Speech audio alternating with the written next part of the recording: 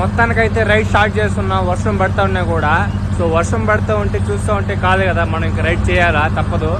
So మొత్తం setup చేసుకున్నా. బ్యాగ్ని కూడా నీట్గా అయితే రైన్ కవర్తో అయితే కట్టేసాను.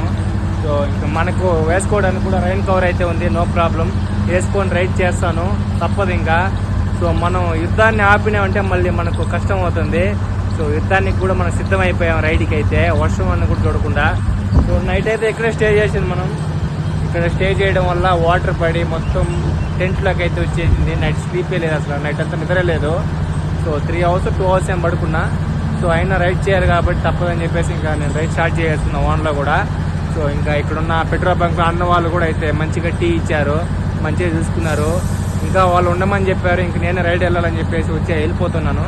ఇంకా అదండి మ్యాటరు. ఇంకా మనకైతే స్టేడియంకి ఇక్కడ నుంచి 219 కిలోమీటర్లు ఉంది.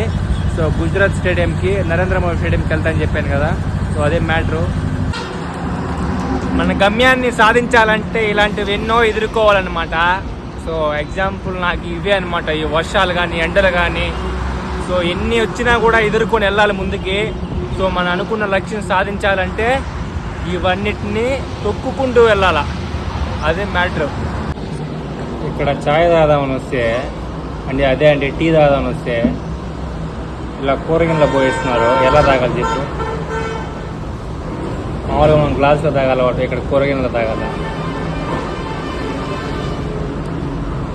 అదే స్పెషల్ ఇక్కడ.